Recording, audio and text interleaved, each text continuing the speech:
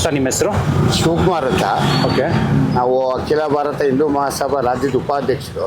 Okay sir, ಏನು ವಿಷಯ ಅಂದರೆ ನೀವು ನೋಡ್ತಿರ್ಬೋದು, ಧರ್ಮಸ್ಥಳದಲ್ಲಿ SIT ತನಿಖೆ ರಚನೆ ಆಗಿದೆ, ತನಿಖೆ ನಡೀತಾ ಇದೆ. ಆಗಿದೆ. ಸೊ ನಿನ್ನೆವರೆಗೂ 13 ಪಾಯಿಂಟ್ ಏನು ಭೀಮಾ ಅನಾಮಿಕ ವ್ಯಕ್ತಿ ತೋರಿಸಿದ್ನೋ SIT ತಂಡ ಎಲ್ಲಾನು ಮಾಡಿದೆ. ಸೊ ಅದರಲ್ಲಿ ಸಿಕ್ಕಿರೋದೇ ಒಂದು 6ನೇ ಪಾಯಿಂಟಲ್ಲಿ ಮತ್ತೊಂದು 13ನೇ 11ನೇ ಪಾಯಿಂಟಲ್ಲಿ ಸ್ವಲ್ಪ ಸಿಕ್ಕಿದೆ. ಏನ್ ಅನ್ಸುತ್ತೆ ಸರ್ ಈ ಬೆಳವಣಿಗೆ ನೋಡ್ತಾ ಇದ್ರೆ ಎಲ್ಲಿವರೆಗೂ ಹೋಗಿ ಮುಟ್ಟುತ್ತೆ ಅಂತ? 6ನೇ ಪಾಯಿಂಟ್ ಅಲ್ಲಿ ಸಿಕ್ಕಿದೆ ಅಂತಿದ್ದೀರಾ? ಅದು ಪೋಸ್ಟ್ ಮಾರ್ಟಮ್ ಆಗಿರೋ ಸ್ಕಲ್ ಅದು. ಹೌದ್ರಾ? ಅದು ಇದಕ್ಕೆ ಸಂಬಂಧ ಇದೆ ಅಂತ ಹೆಂಗೆ ಹೇಳ್ತಿದ್ದೀರಾ ಸರ್? ಅಲ್ಲ ಹೇಳ್ತಿಲ್ಲ, ಬಟ್ ಅವ್ನು ಹೇಳೋ ಪ್ರಕಾರ ಏನು ಸಿಕ್ಕಿದೆ ಅಷ್ಟೇ. ಅದೇ ಅದು ಸಿಕ್ಕಿದೆ. ಬುಲ್ಡೆ ಇದು ಎಲ್ಬು ಇದೆಲ್ಲ ಸಿಕ್ಕಿದೆ.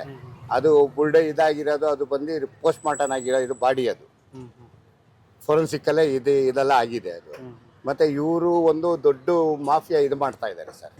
ಯಾರು ಈ ಮಹೇಶ್ ತಿಮ್ಮರೋಡಿ, ಗಿರೀಶ್ ಮಟ್ಟಣ್ಣವರು, ಸಮೀರು, ಇಲ್ಲಿ ಒಂದು ದೊಡ್ಡ ಇದು ನಡೆಸ್ತಾ ಇದ್ದಾರೆ ಸರ್. ಈಗ ಇಷ್ಟೆಲ್ಲ ಹೇಳಿದ್ರಲ್ಲ ಸರ್, ಯಾವುದು ಸಾಕ್ಷಿ ಇವತ್ತರೆಗೂ ಒದಗಿಸೋಕ್ಕಾಯ್ತಾ ಸರ್? CBI ಆಯಿತು, CID ಆಯಿತು, ಪೊಲೀಸ್ ಡಿಪಾರ್ಟ್ಮೆಂಟ್ ಆಯಿತು, ಈಗ SIT ಕೊಟ್ಟಿದ್ದಾರೆ.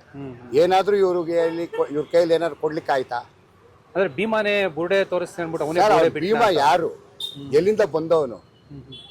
ಅಲ್ಲೇ ಕೆಲಸ ಮಾಡ್ಕೊಂಡಿದ್ದೆ 20 ವರ್ಷ. ಆಯ್ತು ಸರ್, ಈಗ 20 ವರ್ಷದಿಂದ ಹೇಳ್ದವ್ರು ಈಗ ಇಮಿಡಿಯೇಟ್ ಜ್ಞಾನೋದಯ ಆಗೋಯ್ತಾ ಇವ್ರಿಗೆ? ಏನೋ ಪಾಪನ ಕಳ್ಕೋಬೇಕು ಅಂತ ಹೇಳ್ಬಿಟ್ಟು ನಿನ್ನೆ NDT ಅವ್ರು ಮಾಡಿದ್ದಾರೆ ಇಂಟರ್ವ್ಯೂ ಅವನಿಗೆ.